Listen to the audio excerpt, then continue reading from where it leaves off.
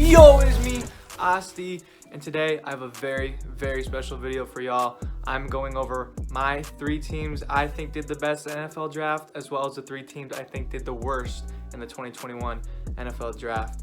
If you want to see more content like this, make sure to hit the like button and subscribe if you're new.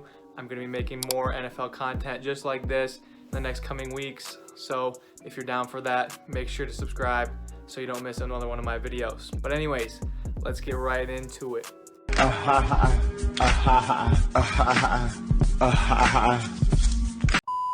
Alright, so we're starting with worst is first, and my number 1 team I think did the worst in the NFL draft is the Los Angeles Rams. Now, the Rams, it's not because they didn't have a lot of picks for me.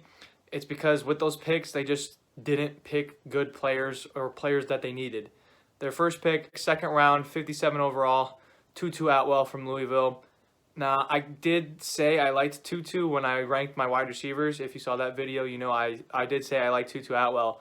But that was before he weighed in his pro day, and he's like 5'9", 165 pounds.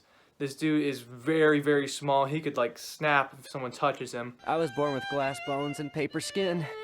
Every morning I break my legs, and every afternoon I break my arms. I don't like the Rams taking him here. Tutu should not have been picked this early, and on top of it all, the Rams don't even need a wide receiver. They just brought in Deshaun Jackson, and in the NFL draft, they were comparing Tutu Atwell to Deshaun Jackson. So if you're the Rams, why do you want 2 of the exact same player? I don't think he's a good fit. I don't think they need a wide receiver, and I think they reached on him. So first pick was very bad in my opinion. Ernest Jones, it was another big reach for me. I think he's just going to be a special teams player at best. He's not very fast. He's not an amazing athlete. And they could have taken Baron Browning there, who I liked a lot better, who was available, but instead they reached on Ernest Jones. What are you thinking there? And then Bobby Brown in the 4th round.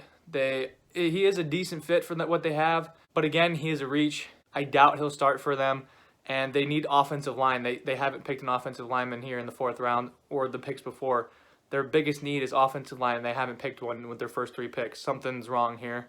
And then they take Robert Rochelle. He's about right value here, but there's only a handful of cornerbacks from small schools that end up starting. Like most of the top cornerbacks in the NFL are from big colleges.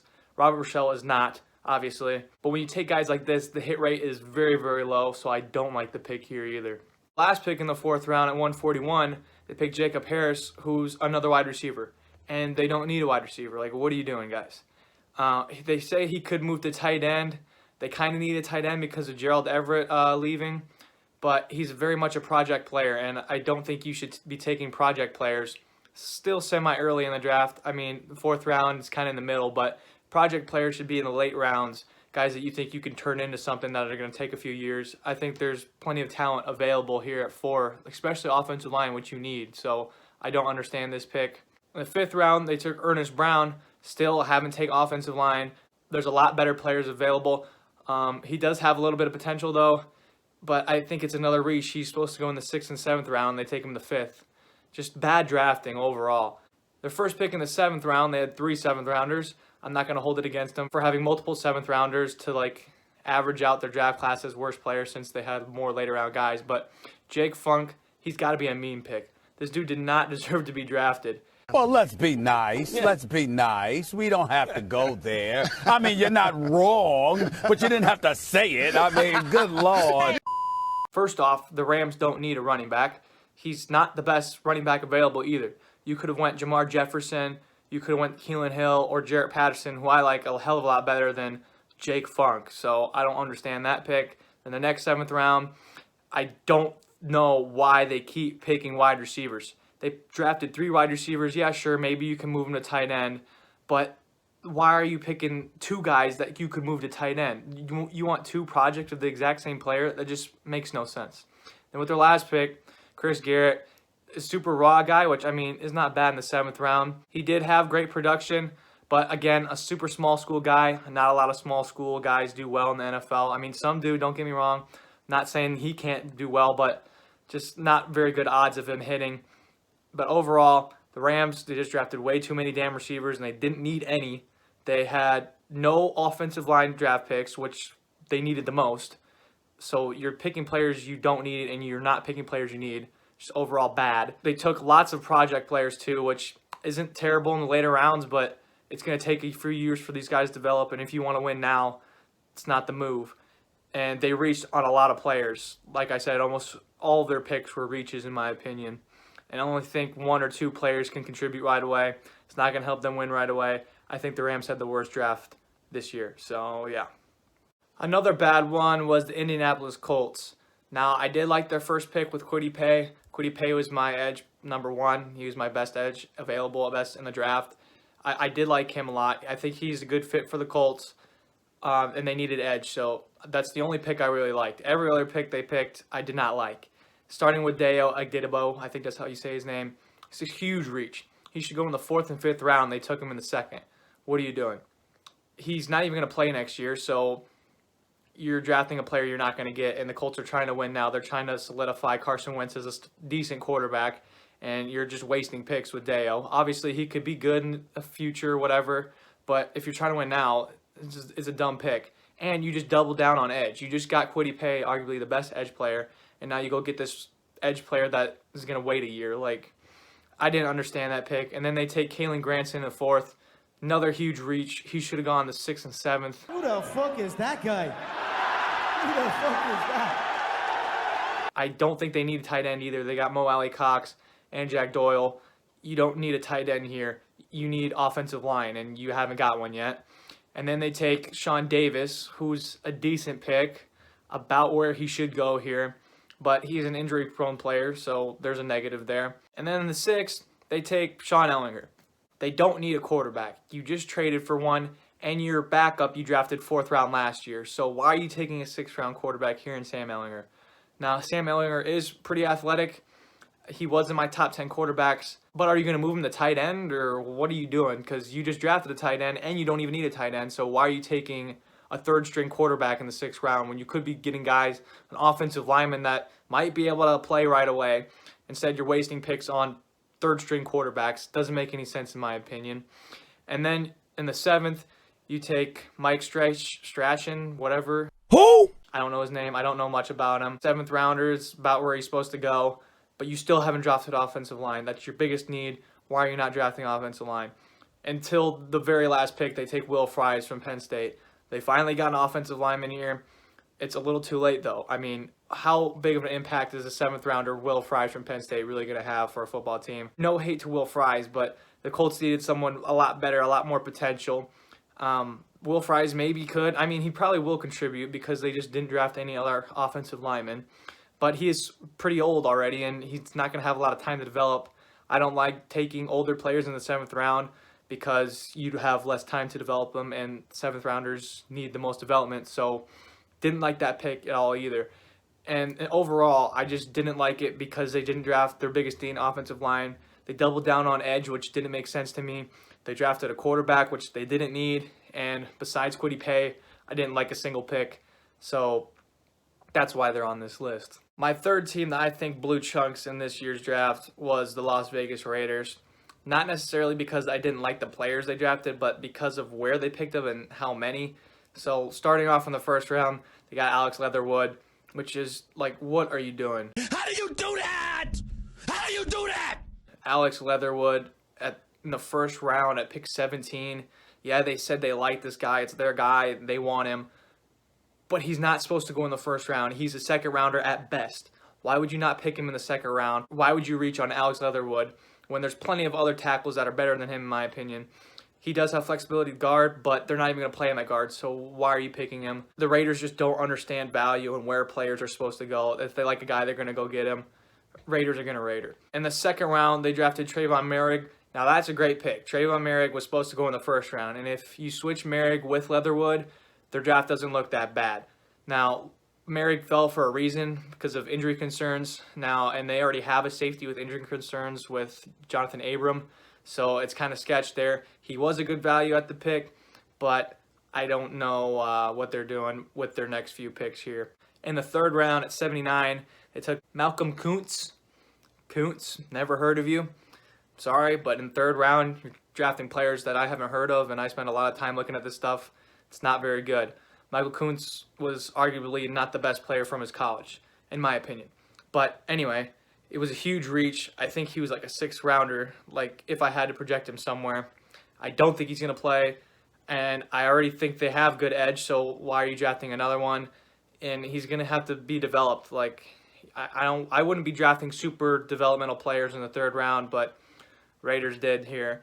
And then with the other 3rd round pick, they took Divine Diablo, which he's a pretty good safety, but you already drafted a safety, Trayvon Merrick. Sure, he has injury concerns, but then why would you draft Merrick if he has injury concerns if you could have got this guy here? Doesn't make a lot of sense to me. Their biggest need is a linebacker. They still haven't addressed it. I don't know if they'll move Abram the linebacker or what, but 2 safeties. And then, again, they double down on safety. Well, triple down on safety. And Tyree Giuseppe from Missouri, I like him too. He's not a bad player, but why are you drafting 3 safeties in 1 year? This is about the right value for him. Maybe he plays linebacker. Like I said, they need linebacker. I don't know. They have to have a plan with these 3 safeties because it just doesn't make any sense. But they needed a linebacker. They still haven't got one, and they have too many damn safeties. And then they take Nate Hobbs from Illinois, cornerback. He's decent. He'll be a backup right away. He's not going to make a contribution right away, but they kind of need a corner. He was a little bit of a reach, but overall, I don't absolutely hate the pick like I have some of these other ones. And then in the 7th, they take Jimmy Morrissey, the center from Pitt. He's decent in my opinion. I mean, that's pretty good for a 7th rounder. You could get a guy in here, just center depth, maybe even play guard for a backup spot. But I like that pick a little bit more than these other ones. Overall, they didn't draft a linebacker when plenty of linebackers dropped in this draft. One being J.O.K., Baron Browning fell in my opinion, Jabril Cox fell. Just some really good linebackers in this class that fell that you could have traded up and got. Instead, you drafted 3 safeties. Doesn't make sense to me. And I think they made a few reaches on players besides the safeties, funny enough. But I really didn't like the Kuntz pick either. Kuntz was a pretty terrible pick in my opinion, and so was Leatherwood. But the Leatherwood one doesn't make it look as bad if you just, in your mind, switch him with Merrick. It doesn't look as terrible. But still, overall, pretty bad draft for the Raiders. All right, now with all the negativity out, we got the best for last. All positivity now. We got the best draft in the NFL draft, and I think that's the Carolina Panthers. Now, I loved almost every single one of these picks the Panthers made, but I'll still go through them individually.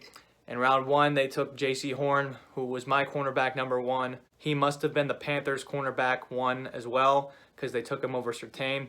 I think he'll become the best cornerback on their team by the end of the year. A.J. Bouye suspended, so he's going to play a lot in the beginning. Hopefully that helps his potential and his development. And then in the 2nd round, they took Terrace Marshall. He's my wide receiver 6. He's a great fit. They stole him because he kept falling, which was great value in my opinion. And in the 3rd, they took Brady Christensen. Really solid tackle, very athletic from BYU.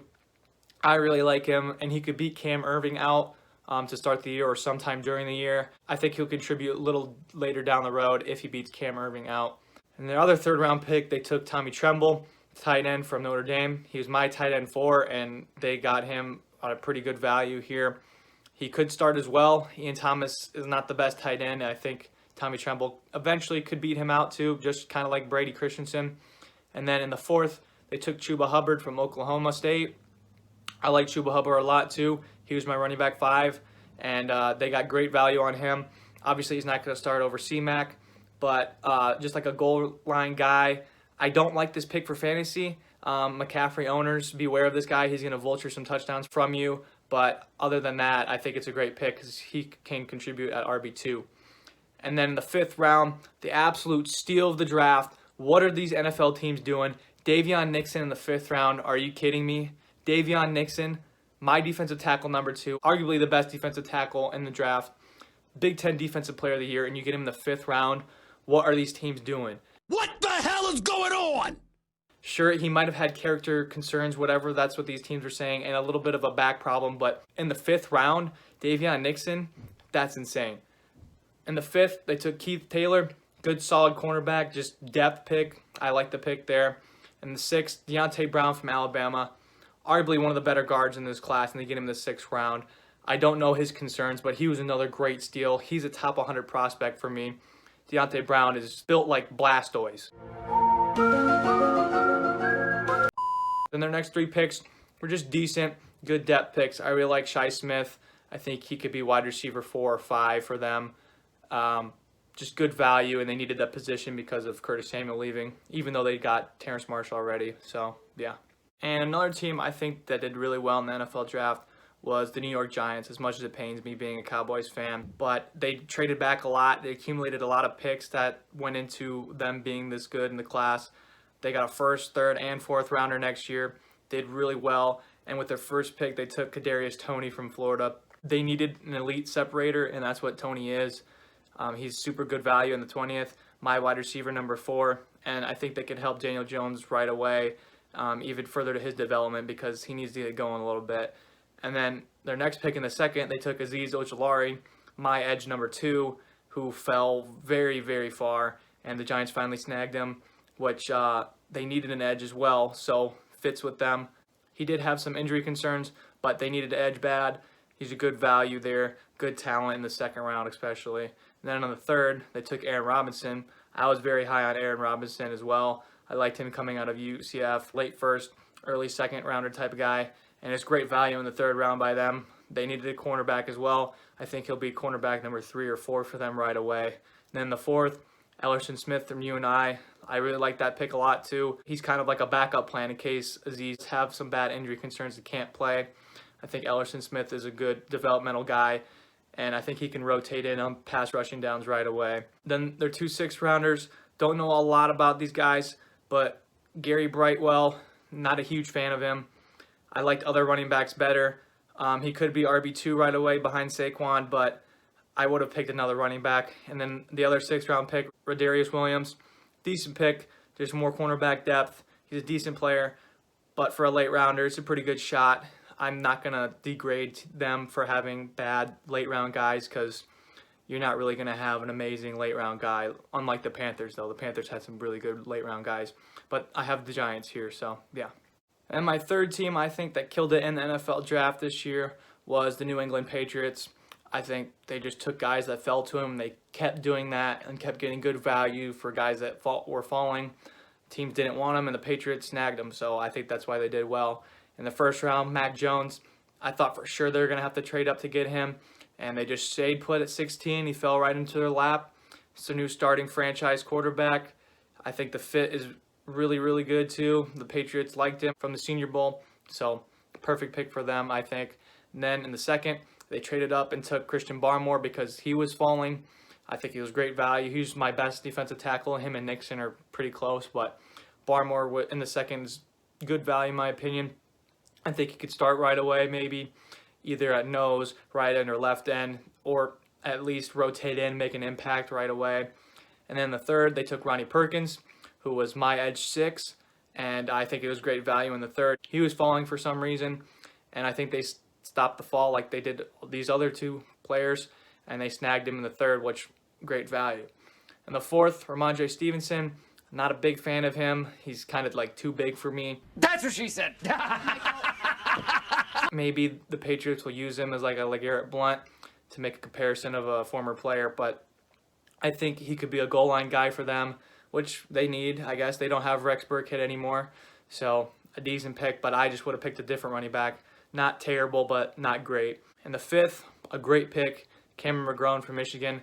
I really like Cameron McGrone, and I didn't really understand why he was falling, but the Patriots snagged him here. He does just seem like a Patriots player, in my opinion. They love these linebacker-type guys, and I think he could rotate in sometimes. I don't think he's going to start, but I think he'll be great depth for them at linebacker. I think he's a solid player, especially in the 5th round.